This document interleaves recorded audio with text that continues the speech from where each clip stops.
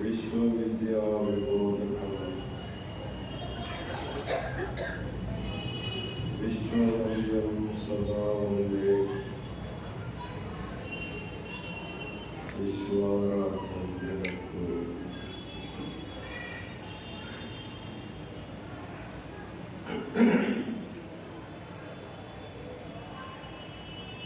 अविमुक्त क्षेत्र श्री काशी में श्रावण मास के उपलक्ष्य में चल रहे आध्यात्मिक आशीर्वचन कार्यक्रम में प्रास्ताविक प्रवचन किए हुए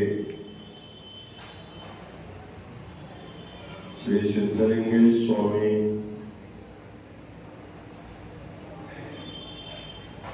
आज जिनको शिव कीर्तन सुधाकर प्रशस्ति प्रदान किया गया है, बार्शी के परशुराम रामेश्वर डोंगे महाराज, मठ के प्रबंधक कारके स्वामी,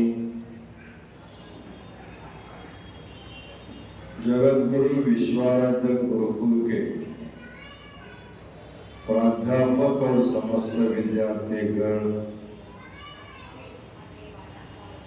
आज के इस धर्म सभा में विभिन्न प्रांतों से आए हुए समस्त सद्भक्तगण और माताओं,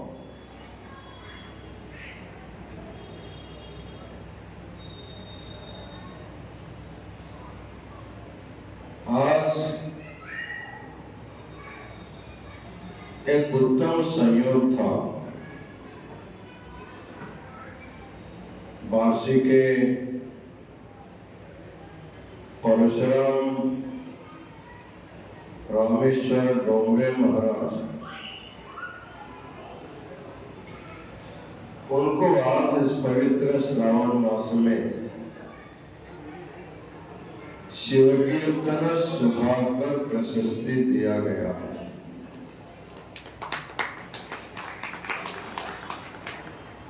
उनको यह प्रशस्ति देने का क्या कारण है? उन्होंने क्या ऐसा काम किया? वैसे तो कीर्तनकार है, हमेशा लोगों को प्रबोधन करते रहते हैं। इतना ही नहीं, श्रद्धालु यात्रियों को काशी रामेश्वर आदि तीर्थ क्षेत्रों का यात्रा कराते हैं। 25 सालों से उनकी यात्रा चल रही है।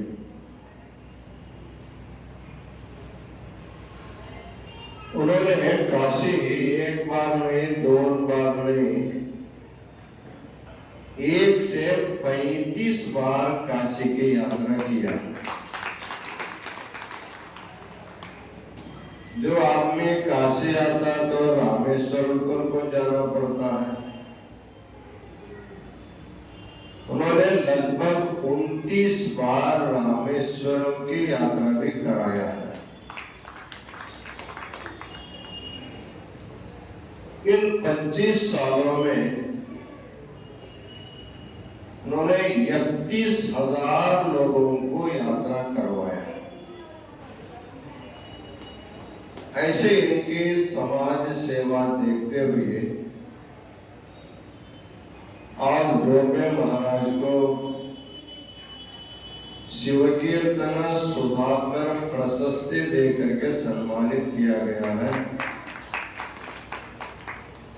महाराज जी को काशी विश्वनाथ अन्नपूर्णा और जगत गुरु पंचाचार्यों के कृपाशीर्वाद से उनको लंबी आयु मिले, उत्तम आरोग्य प्राप्त हो, इसी तरह शिव कीर्तन शिव यात्रा उनकी होती रहे, ऐसे मंगलाशीर्वाद प्रदान करते हैं।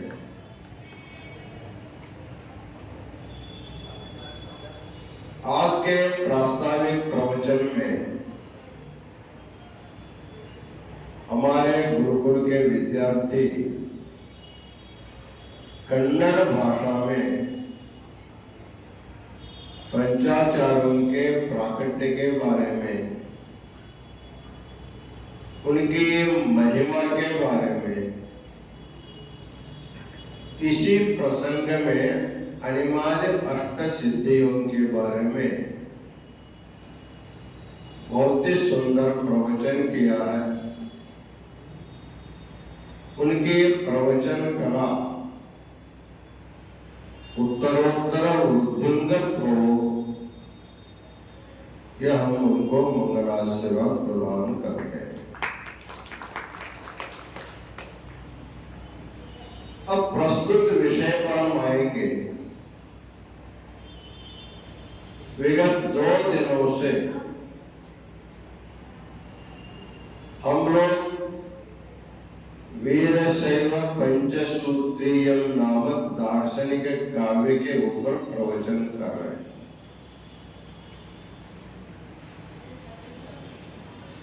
वो भी पवित्र काशी क्षेत्र में। काशी की महिमा के लिए बताया गया है, असारे खलु संसारे सारमेतत् चतुष्टयम् काश्यां वासः सदां संगः गंगाम्बः शिव पूजन।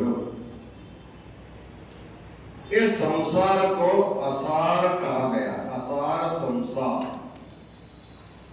इसमें कुछ भी सार नहीं है।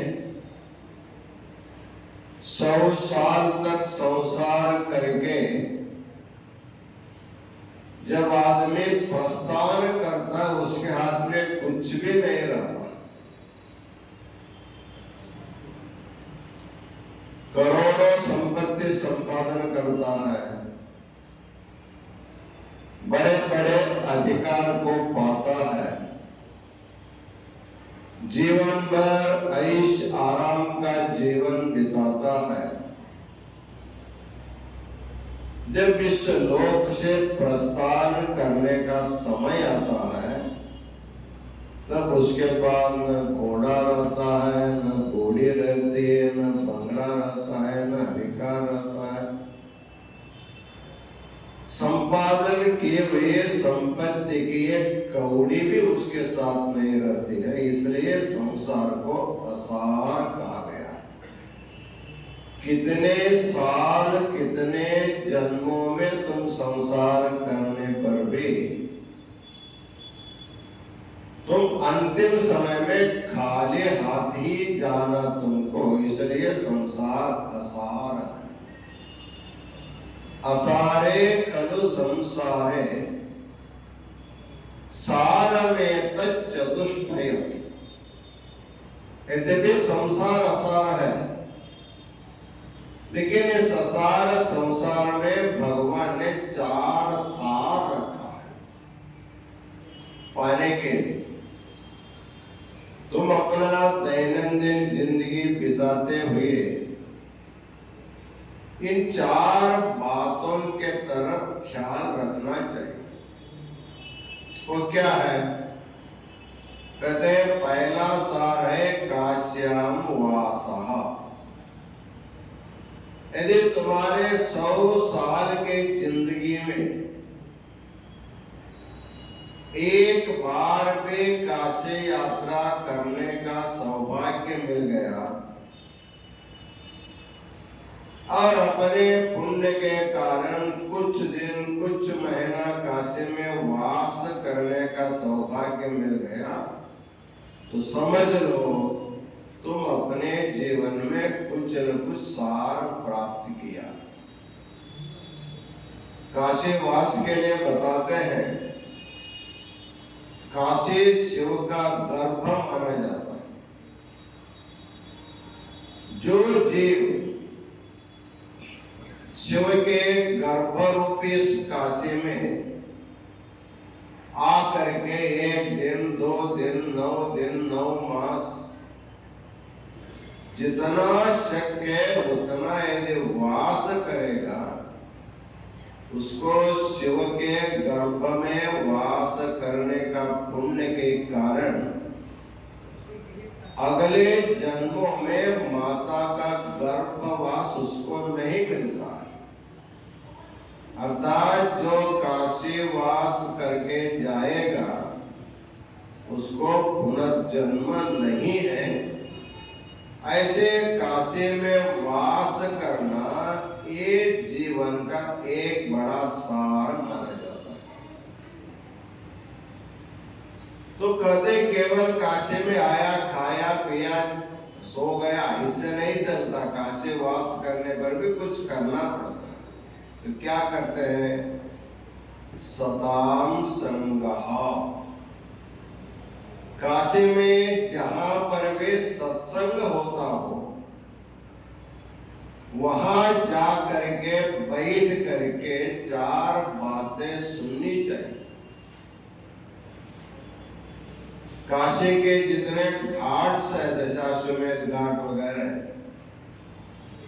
अभी तो गंगा बढ़ गई, घाट पर कोई पंडित नहीं बैठता है, लेकिन इतर समय में प्रत्येक घाट में छतरी लगा करके बहुत बड़े पंडित वहां बैठे रहते।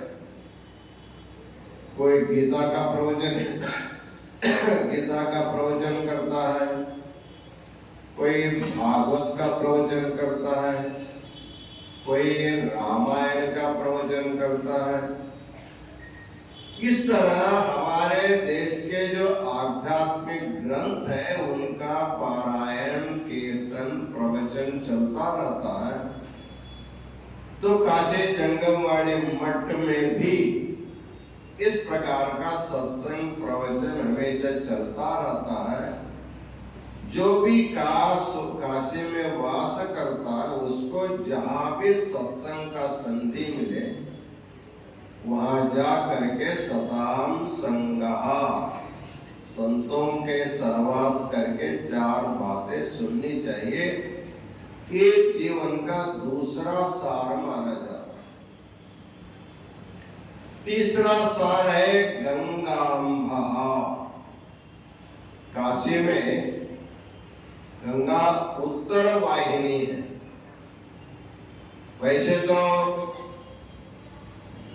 उत्तर भारत के गंगोत्री से गंगा जी का उगम होता है, जा करके पश्चिम बंगाल के कोल्ले में गंगा सागर में जाकर के मिल जाती है। तो गंगोत्री से गंगा सागर पर्यंत जो गंगा का प्रवाह है वो सारा पवित्र, जहां पर भी स्नान करो। लेकिन काशी का ये वैशिष्ट्य है, काशी में गंगा पुनः उत्तर वाहिनी हो गई। उत्तर से आई हुई गंगा काशी में पुनः उत्तर वाहिनी होने के कारण यहाँ का स्नान अत्यंत महत्वपूर्ण है। इसलिए गंगा स्नानम कहा गया, गंगांबा। तो काशी में वास करते हैं तो रोज करेंगे तो ठीक ही है, कहीं किसी पर्व काल में भी जा करके गंगा में एक बार मंगल स्नान करना चाहिए। आगे बोलते हैं शिव पूजनम। काशी में भगवान साक्षात विश्वनाथ शिव ही है, उसका दर्शन, उसका पूजन तो करना ही करना है। साथ ही साथ जो अपने को वीरशैव लिंगायत मानते हैं उनके हथेली में ही विश्वनाथ का निवास रहता है। इसलिए जिस के शरीर में इष्टलिंग का वास है, उनका शरीर भी काशी मानी जाती है, कैलाश माना जाता है। इसलिए अपने घर में लिंग पूजा करना तो ठीक ही है, यदि काशी में आकर के लिंग पूजा करने का सौभाग्य मिल गया तो समझना चाहिए हमको चौथा सार मिल गया।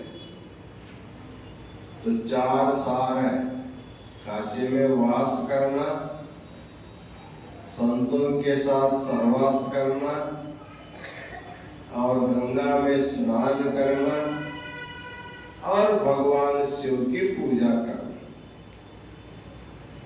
हमारे ख्याल से यहाँ जितने लोग भी हमारे सामने आप लोग बैठे हैं, ये चारों सार आप लोगों को मिल गया।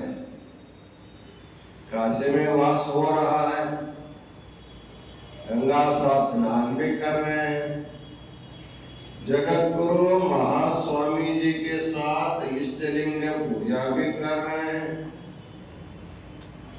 और संध्या काल में बैठ करके सत्संग भी कर रहे हैं।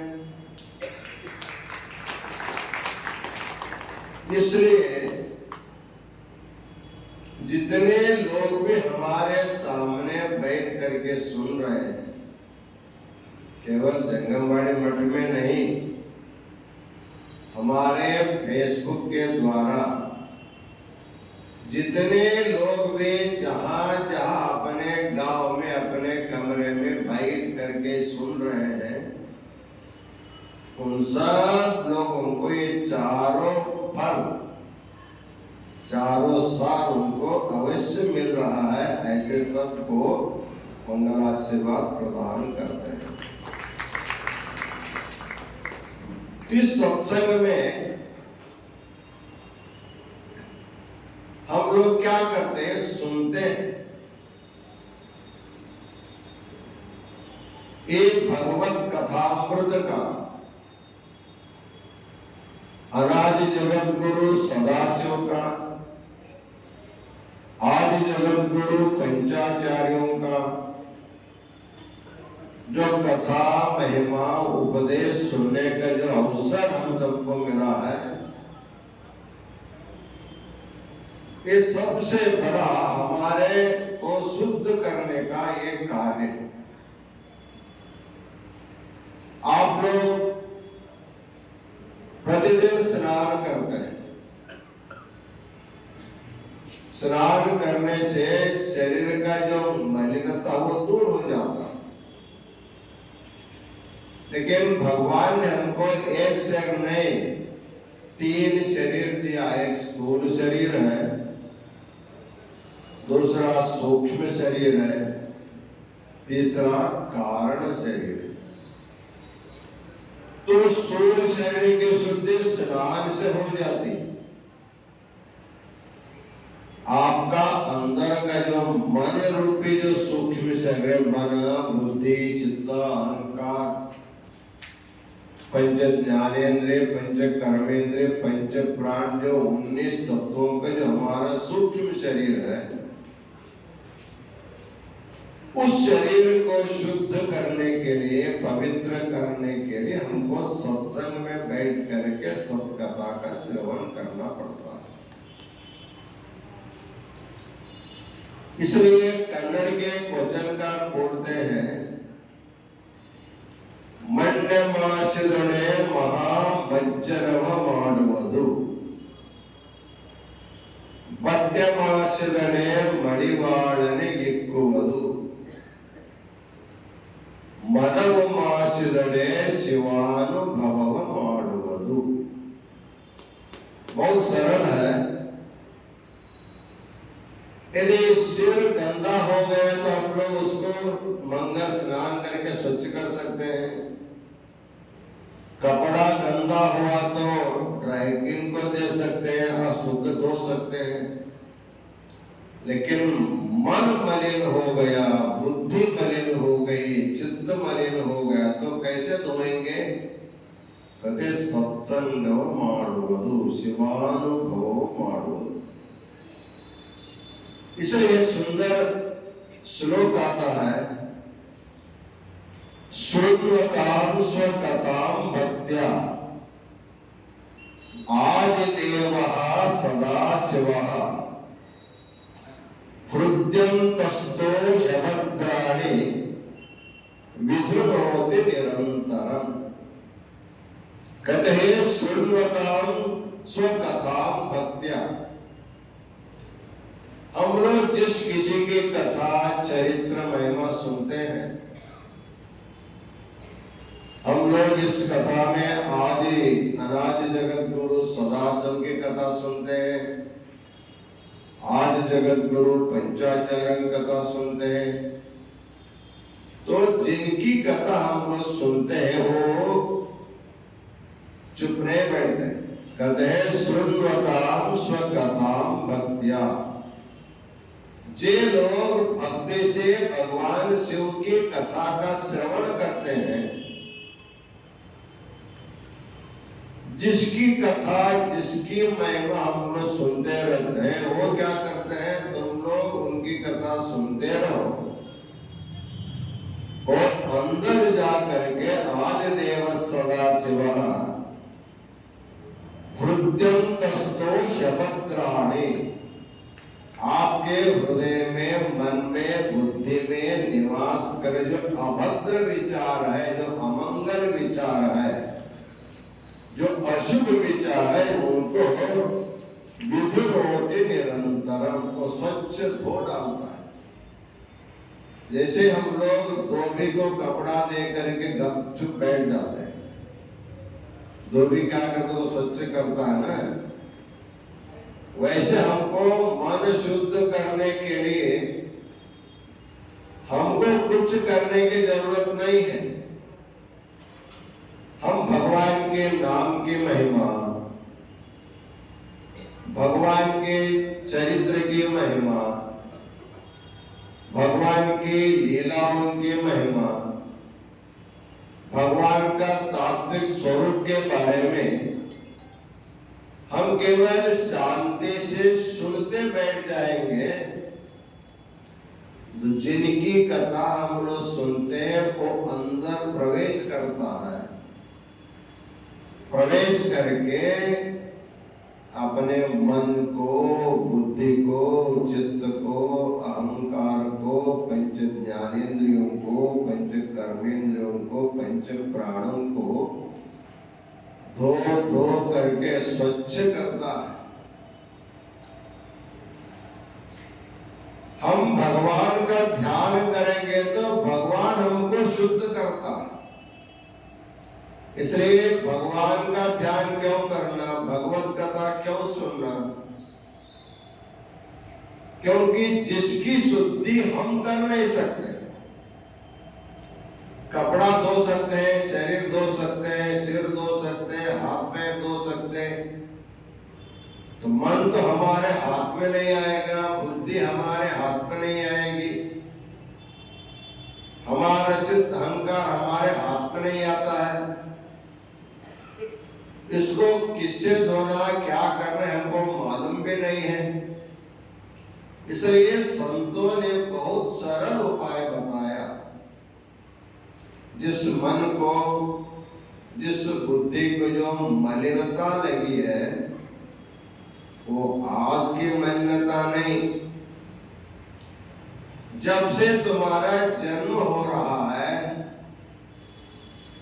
84 लाख योनि में तुम्हारा जन्म हुआ, तुमने व्यवहार किया, फिर मर गया, फिर दूसरा जन्म लिया। ऐसे एक नहीं, दो नहीं, हजार नहीं, लाख नहीं, करोड़ नहीं, कई करोड़ जन्म हम लोगों ने लिया। जब मनुष्य जन्म लेता है तो अपने शरीर के द्वारा कुछ न कुछ अच्छा कर्म करता ही रहता है। भगवान हमको आंख दिया है देखने के लिए, हम कभी अच्छा भी देखते हैं, बुरा भी देखते हैं।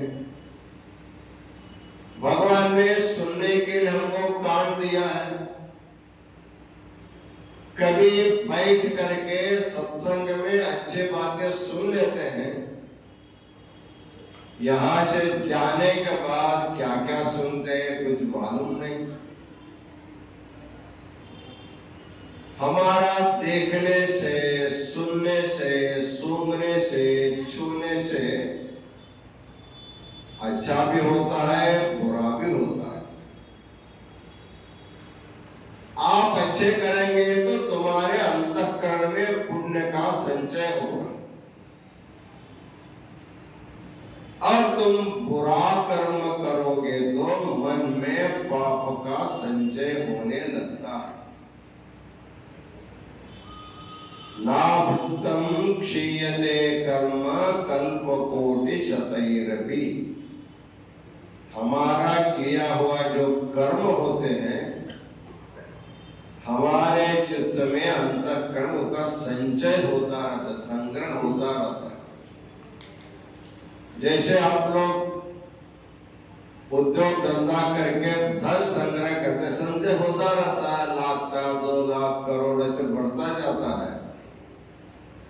वैसे जीवात्मा जन्म लेकर के घूम रहा है, दिन में घूम रहा है, रात में घूम रहा है, कुछ कर रहा है, कुछ देख रहा है, कुछ पाप कर रहा है, कुछ अच्छा काम कर रहा है। जो भी करता जाता है उसका फल जो है हमारे अंतःकरण में पुण्य पाप के रूप में संग्रह होते जाते हैं। प्रायः मनुष्य पुण्य की अपेक्षा पाप ही ज्यादा करता रहता है। इसलिए महाभारत में दुर्योधन कहता है, जानामि धर्मं न च मे प्रवृत्ति, जानाम्य धर्मं न च मे निवृत्ति। पुण्य क्या कहे, पाप क्या कहे, क्या है धर्म, क्या है अधर्म, क्या मैं भली बातें जानता हूं। जानते हुए भी पाप नहीं करना चाहिए, जानते हुए भी जीव पाप करते जाते हैं। पुण्य करना चाहिए, जानते हुए भी लोग पुण्य करते नहीं, उनके प्रवृत्ति नहीं होती। इसी वजह से प्रत्येक जीवात्मा के मन में हमारा अनेक जन्मों में किया हुआ जो पाप है संग्रह होते होते होते बहुत बड़ा पहाड़ के जैसे पाप हमारे में संग्रह होता है। उन पापों को भोगने के लिए जीवों को अनेक जन्म लेने पड़ते हैं। लेकिन शास्त्रकारों ने कहा, तुमने अनेक जन्मों में पाप का संग्रह किया है तो भी ठीक, कोई बात नहीं है, लेकिन एक बार तुम सत्संग में बैठ करके अत्यंत श्रद्धा से श्रवण भक्ति करोगे। आप लोग जो सुन रहे हैं ये भी एक प्रकार की भक्ति है, इसका नाम श्रवण भक्ति। 9 प्रकार के भक्ति में यह अत्यंत श्रेष्ठ सुलभ भक्ति बताया गया। जब जीवात्मा किसी भी अपने इष्ट देव की कथा, उनका महिमा जब सुनते बैठता है तो कहते हैं, शृण्वताम स्वकथाम भक्त्या। जो भक्त लोग अत्यंत श्रद्धा से, विश्वास से भगवान की कथा सुनने के लिए बैठते हैं। आप तो आराम बैठ करके, पंखा लगा करके, कुर्सी पर बैठ करके, गादी पर बैठ करके, माइक लगा करके सुनते, आराम से सुनते।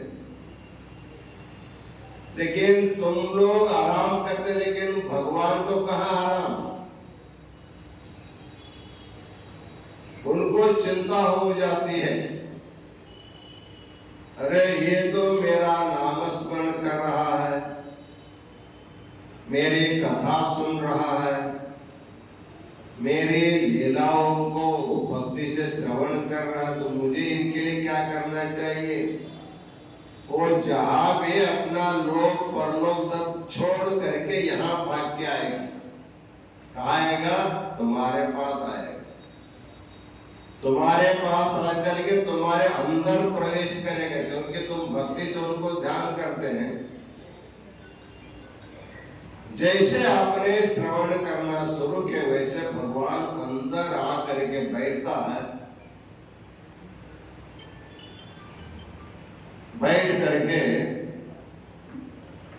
एक एक अंतःकरण को अपने हाथ में लेता है। मन लेता है, उसको शुद्ध करता है। बुद्धि लेता है, उसको शुद्ध करता है। चित्त को लेता है, उसको शुद्ध करता है। तुम्हारे जो अहंकार है उसको भी शुद्ध करता है। तो एक बार कथा सुनने के लिए जब आप बैठते हैं, भगवान आपके अंतःकरण चतुष्टयों को स्वच्छ स्वच्छ करके इतना शुद्ध कर देता है, कई जन्मों में किए हुए सभी पाप यहाँ धुल जाते हैं। कहते हैं आदि देव सदा शिव हृदयंतस्तो यभद्राणि विधुनोति निरंतरम। हृदयंतस्थ, हृदय में बीच में रहने वाले किसी को नहीं दिखाई देते हैं। हमारा किया हुआ पाप किसी को दिखाई नहीं देते, इसलिए उसका नाम अदृष्ट है। यदि हमारे पाप किसी को दिखाई दिए होते तो बहुत मुश्किल रहता। सब लोग बोले रहे पापी पापी बोलने लगते, लेकिन हमारा किया हुआ पाप को कुछ दिन बाद हम भी भूल जाए तो हम भी नहीं देख पाते। कोई देख नहीं सकता, केवल भगवान देख सकता है। हमारे मन में कब ऐसा पाप किया हुआ उनको सब मालूम होता है। तो आपके श्रवण भक्ति से प्रसन्न होकर के आपके अंदर प्रविष्ट करता है। आपके अंतःकरणों को, आपके मन को, बुद्धि को, चित्त को, अहंकार को, आपके पंच ज्ञानेंद्रियों को, पंच कर्मेंद्रियों को, पंच प्राणों को एकदम स्वच्छ शुद्ध धो करके स्वच्छ शुभ्र कर देता। देखिए कितने जन्मों में जब तक करने से भी जो धुल नहीं सकता, केवल सत्संग में बैठ करके श्रवण करने से पापों से जीवन तो मुक्त हो जाता। इसलिए हमारे शास्त्रों में कहा गया है,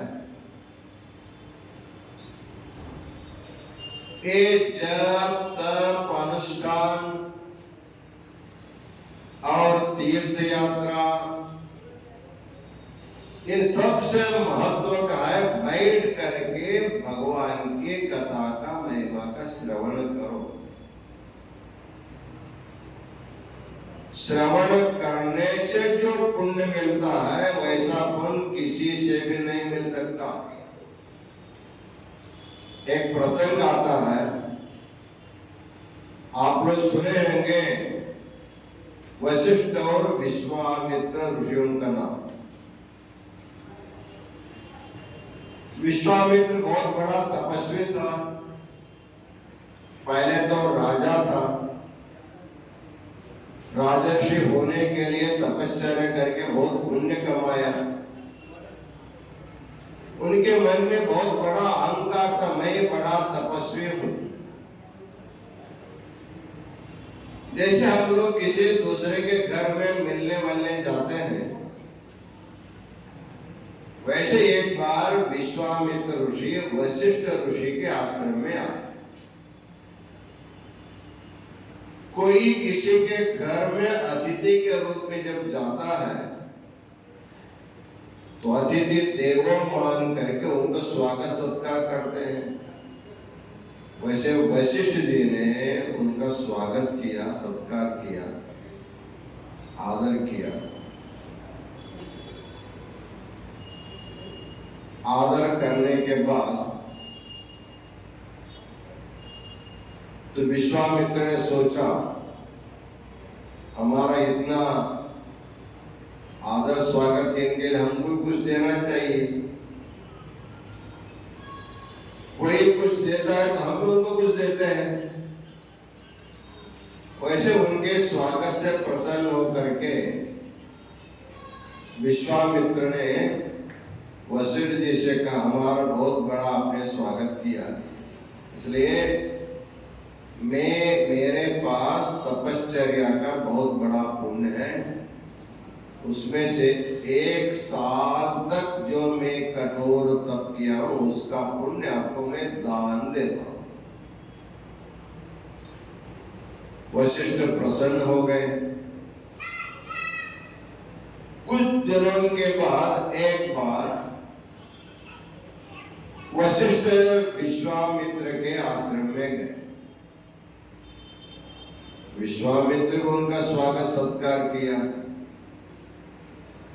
तो वशिष्ठ के मन में आया, जब हमारे आश्रम में विश्वामित्र आया था मुझे 1 साल का तपश्चर्या का पुण्य दिया था और मैं भी उनको कुछ देना चाहिए। तो उन्होंने कहा, हाथ में पानी लेकर के, मैं तपस्या से अधिक सत्संग किया, इसलिए मेरे पास तपश्चर्या का पुण्य सत्संग का पुण्य है, इसलिए मैं आज आपको आपके गौरव में 1 घंटे का सत्संग का जो पुण्य है वैसो मैं आपको दान देता हूं। तो विश्वामित्र थोड़ा राजसी था, उनको लगा, अरे मैं आपके आश्रम में आया था, मैं आपको 1 साल का पुण्य दिया था, आपने मुझे केवल 1 घंटे का सत्संग का पुण्य दान कर रहे हैं, ये तो मेरा सारा अगौर है, मेरा अपमान आपने किया, हमसे लिया बड़ा, तुमने दिया छोटा। वशिष्ठ ने कहा, आप इसको छोटा मत समझिए, सत्संग का जो पुण्य होता है वो तपस्या के पुण्य से भी बढ़कर होता है। आपने 1 साल का जो पुण्य दिया था, मैंने 1 घंटा का दे रहा हूं ना, वो तुमसे दिया पुण्य से भी कई गुना एक बड़ा है। तो विश्वामित्र मानने को तैयार नहीं। साल का पुण्य कहा, 1 घंटा का पुण्य कहा, तो इसका निर्णय कैसे होगा? इसका वजन कितना है, इसको तौलेगा कौन? तपश्चर्या का पुण्य का वजन ज्यादा है या सत्संग का पुण्य का वजन ज्यादा है? इसको तौलेगा कौन, कौन निर्णय करेगा? दोनों मिलकर के आदिशेष के पास गए। आदिशेष अपने फड़ा पर भूमंडल को रख करके खड़ा था। ये दोनों जा करके कहे, देखिए आप इतना बोझा अपने फड़ा पर लेकर रखा है, तो किस वस्तु का वजन कितना है आपसे बड़ा कौन जान सकता है? इसलिए आप बताओ, 1 साल तपश्चर्या का पुण्य वजन ज्यादा है, 1 घंटे का सत्संग का पुण्य का वजन ज्यादा है। उन्होंने कहा, मेरे सिर पर इतना बोझा है, जब तक आप दोनों में से कोई इस बोझा को नहीं उठाएंगे तो मैं कैसे तोलूंगा? इसलिए तुम लोग इसको उठा करके मुझे हल्का करो, मेरे दिमाग में पहुंचाऊंगा। तो उस समय विश्वामित्र के पास बहुत घमंड था, तपश्चर्या। उन्होंने कहा, हे भूमाते, मैं अपना 1 साल का पुण्य प्रभाव दान करता हूं, तुम उनके मस्तक से उठो। तो भूमि वहां से उठी नहीं। 2 साल बोला, 3 साल बोला, 10 साल बोला, 12 साल बोला कि मेरा सारे जीवन का पुण्य में दान करता, तुम वहां से उठो। फिर भी नहीं उठी भूमि। तब तो हतबल हो गया विश्वामित्र। तो वशिष्ठ जी खड़े होकर के नमस्कार किया आदिशेष को, और भूमाता को नमस्कार करके बोला, मेरे पास कोई तपश्चर्या का पुण्य नहीं, मेरे पास सत्संग का पुण्य है। मैं 1 घंटे का सत्संग का पुण्य दान करता हूं। भूदेवी तुम उनके फना से उठ जाओ। तो भूमाता वहां से उठ गई। तब आदिशेष्ट का देखिए यही पता लग गया, जीवन भर की तपश्चर्या देने पर भी ठस मस नहीं हुई पृथ्वी, 1 घंटे का सत्संग देने पर वो उठ खड़ी हो गई। इसका मतलब होता है तपश्चर्या से अपेक्षा सत्संग ज्यादा पुण्यप्रद होता है। तो वशिष्ठ का तपश्चर्या का अहंकार चला गया।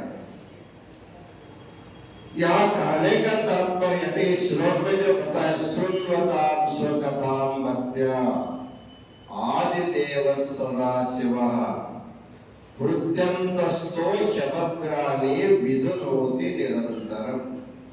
जो सदाशिव है, जो जग के आदि जगत गुरु है,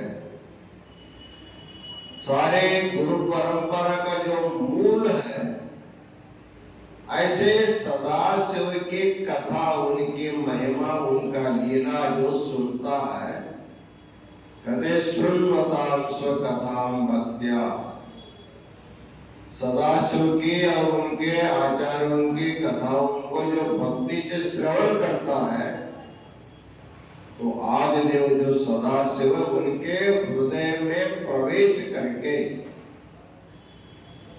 उनके हृदय में बैठे हुए कई करोड़ जन्मों का जो पाप संग्रह उसको सारा दूर करके स्वच्छ कर देता है। इसलिए श्रावण मास हो, कोई भी मास हो, जहां भी सत्संग होता है वहां जाकर के अवश्य श्रवण करना चाहिए। तो जीवन के 4 सारों में सत्संग भी एक बड़ा सार माना जाता है। काशी में रहने का अवकाश यदि नहीं मिलता है तो छोड़ दो। सब लोग काशी में आकर रह लेंगे तो काशी कैसे रह जाएगी? आप लोग 1,00,000 2 लाख आते जाते कितने गंदगी हो जाती काशी। पूरा दुनिया के लोग आकर के काशी में वास करने लगेंगे तो किसी को कुछ भी नहीं मिलेगा, पानी नहीं मिलेगा, दूध नहीं मिलेगा, कुछ नहीं मिलेगा। इसलिए काशी वास का यदि भाग्य नहीं मिलता है तो कोई हर्जा नहीं। गंगा स्नान करने का सौभाग्य नहीं मिलता है तो भी हर्जा नहीं। और विश्वनाथ के पूजा का भाग्य नहीं मिलता तो भी हर्जा नहीं। जहां बैठे हैं वहीं बैठ करके इस सत्संग में, सत्कथा में यदि सहभाग हो जाते हैं तो सदाशिव प्रसन्न हो करके आपको जीवन के 4 सार दे करके आपको शुद्ध और पवित्र कर देता है। मन को शुद्ध करने का मुख्य कारण अंतःकरण शुद्धि के बिना हमारे मन में भगवत तत्व का ज्ञान प्राप्त नहीं होता। इसलिए भगवत तत्व को समझने के इस कथा में बैठ करके श्रवण करके समझने के लिए हमारे अंतःकरण की शुद्धि की जरूरत होती है। सत्संग में बैठते तो रोज स्वच्छ होता है। यदि कल दिन भर कुछ गंदा करके आएंगे तो फिर कल शुद्ध हो जाएगा। परसों आएंगे तो फिर आपका स्वभाव गंदा होगा। यहाँ से उठेंगे तो गंदगी शुरू हो जाती है। लेकिन जब रोज आप सत्संग करते रहेंगे तो आपका तन मन बुद्धि सब जो सदा शुद्ध हो जाते हैं। इसलिए हम लोग श्रावण मास में इस पवित्र वीरशैव पंचसूत्रीयम नामक महाकाव्य का प्रवचन प्रारंभ किए हैं। हम लोगों ने कहा था ये शांत रस प्रधान ग्रंथ है। वैसे तो 9 रस है, साहित्य में सुनने के लिए 9 रस अपेक्षा करते हैं, लेकिन मनुष्य को शांति रस ही सबसे समाधान देने वाला रस है।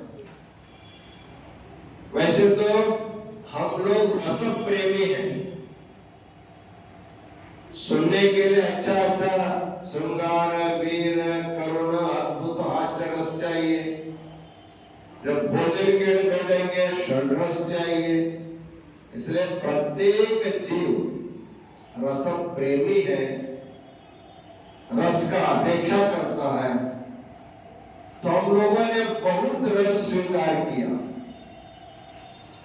लेकिन भगवान का नाम का कथा श्रवण का शांत रस कभी पिया है। एक श्लोक बोलता है, एक सुभाषितकार कहता मृद्वी का रसिता सिता समसिता स्पीतम निपीतम पयः स्वर्यातेव सुधाप्यथाय कथिता रंभाधर खंडिता सत्यम ब्रूहि मदीय जीव भवता भूयो भवेत् काम्यता ईशेत्यक्षरयोर द्वयोर मधुरिमोद्गारः क्वचित् लक्षिता।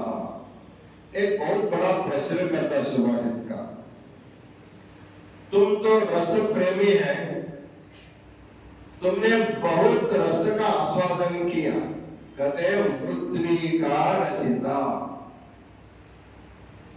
जब मौसम का फल का मौसम आता है तो द्राक्षा का रस जो अतिशय महत्व माने जाते हैं, तो पेट भर द्राक्षा खा करके द्राक्षा रस का आनंद आपने लिया है बहुत बार।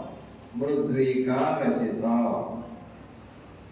सिता समसिता, सिता का अर्थ होता है मिश्री, जिसको हम मराठी में खड़ी साकर बोलते हैं मिश्री। मिश्री भी आपने खा कर उसका भी आस्वादन बहुत बार लिया, पेट भर आस्वादन लिया। स्पीतम निपीतम पयः, अतिशय शुद्ध देशी गाय के दूध भी पेट भर पी करके तुमने ढकार सोना है, दूध का भी आनंद लिया है। स्पीतम निपीतम पयः, इतना ही नहीं स्वर्यातेन सुधाप्यथायि, यहां से बहुत बड़ा पुण्य कमा करके तुम स्वर्ग में गया। स्वर्ग में जा करके वहां का अमृत भी भरपेट पी करके उसका भी ढेकार तुम्हारा निकला हुआ है। स्वर्यातेन सुधाप्यथायि कथिता, अनेक बार स्वर्ग गया, वहां का अमृत का आस्वादन किया। लेकिन पूछते हैं सत्यम ब्रूहि मदीय जीव भवता, हे जीवात्मा तुम सत्य बोलो। ईशे चक्षरयोर द्वयोर मधुरिमोद्गारः क्वचित् लक्षिता, तुमने कभी जैसे द्राक्षा का आस्वादन किया, मिश्री का आस्वादन किया, दूध का आस्वादन किया, अमृत का आस्वादन करके जब ढेकारा है, वैसे कभी भगवान शिव का नाम भरपेट पी करके तुमको नामोच्चारण का लेकर आया है क्या कभी?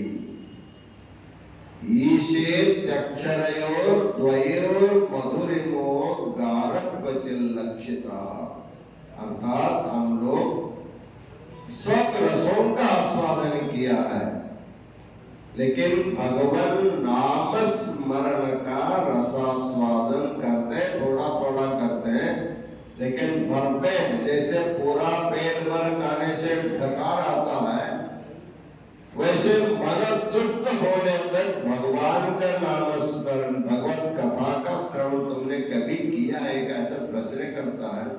इसलिए जीवन में जो हम लोगों ने नहीं किया है, जिसको करने से हमें सद्गति की प्राप्ति होती है, ऐसे सदाशिव के जगत गुरु पंचाचार्यों के लीलाओं की कथा श्रवण करने का सुसंधि काशी में आप लोगों को प्राप्त हुआ। हमने कहा काशी भगवान शिव का उधर है, पेट है, उसमें हम लोग बैठे हैं, तो बाहर है जो काशी के, पर उनको लगता है हम तो यहाँ बैठे, हम तो भगवान के पेट में नहीं बैठे, ऐसे उनको लगता होगा। लेकिन भगवान का पेट इतना छोटा नहीं है, केवल काशी को समाज ऐसा नहीं है। लिंग मध्य जगत सर्वम, ये संपूर्ण चतुर्दश भुवन ब्रह्मांड लिंग के गर्भ में ही है, भगवान शिव के गर्भ में है।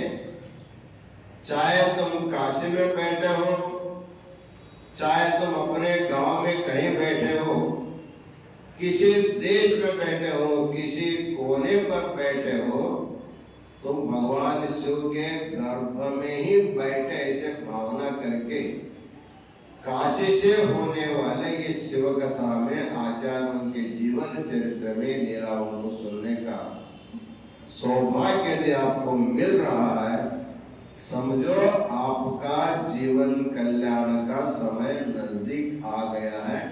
इसलिए आप सब लोग इस कथा में भाग ले, आप लोगों का अनंत मंगलाशीर्वाद प्रदान करते हैं। जो भक्त लोग जहां जहां बैठ करके श्रवण कर रहे हैं, उनको भी अनंत मंगलाशीर्वाद प्रदान करते हुए आज का आशीर्वचन पूर्ण करते हैं। ओम शांति शांति शांति।